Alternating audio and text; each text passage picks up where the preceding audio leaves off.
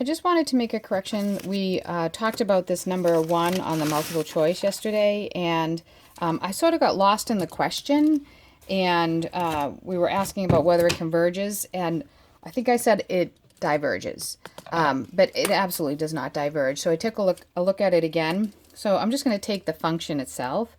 So f of x is equal to 2 plus cosine of x over x squared. And then we're taking a look at the series from n equals 1 to infinity of negative 1 to the n plus 1 of b of n. And b of n is 2 plus cosine of n over n squared.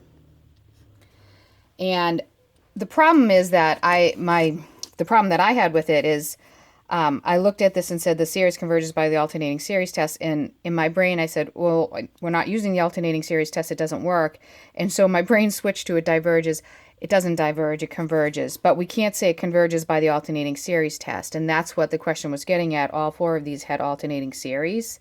So we were looking for what rule does it break or not or comply with, and it broke the rule for D. So that's true, and this answer was D. But I do want to walk through how we can prove that this converges. Because I definitely did not give you the right explanation for that yesterday.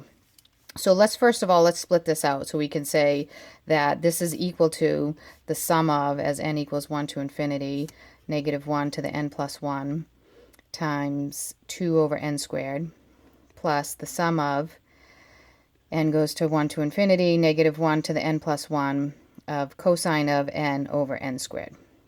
Okay, now we know. So we're going to call that this is a sub n and this is b sub n. And if these both converge, then our original one converges, okay? So we can use that summation. So if we look at a sub n, we know that this one converges and that one converges by the p-test. Basically an alternating series and a p-test. So we know that that one converges. So the question is, does b sub n converge? So let's take a look. N equals 1 to infinity and negative 1 to the n plus 1. Cosine of n over n squared. Okay, so the first thing I'm going to use is I'm going to use the absolute value test. And so the absolute value, because this is going from plus, and it's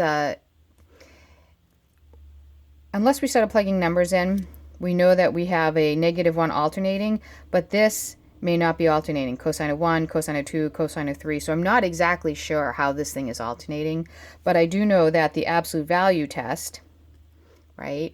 Basically, if I have a summation, if I take the summation of a sub n, if this converges, then the original one converges as well. And so I'm going to take the absolute value of that. And when I do that, the negative 1 goes away. And I get, that's going to be the sum from n equals 1 to infinity of the absolute value of cosine of n over n squared. Because I know n squared is always positive, so I'm not worried about that. And then I can do a comparison test on this that basically... a direct comparison, which is sort of like the squeeze theorem, right? So if I do a direct comparison, if I can say that this is always less than one that converges, so if I say this is b sub n, right, or let's give it a new number. So let's call this k sub n, this is the k sub n series. And if I can say that that is less than a j sub n series, and j sub n series converges, then I can say that k sub n converges. That's the direct comparison test.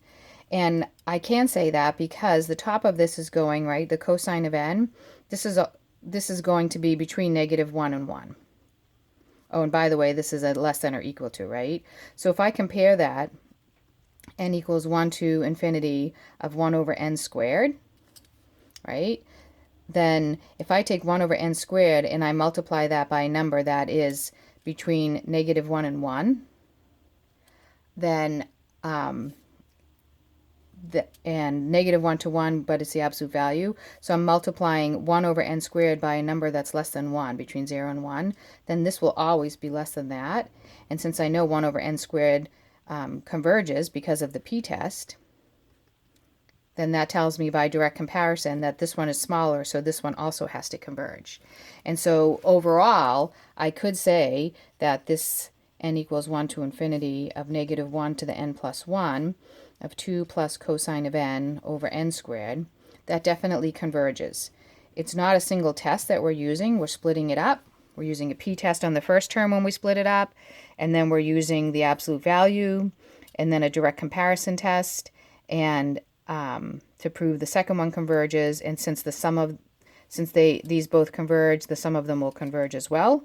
And so that series converges, and I just wanted to clarify that because I did not do a good job talking to you about that yesterday. Okay? Have a good day.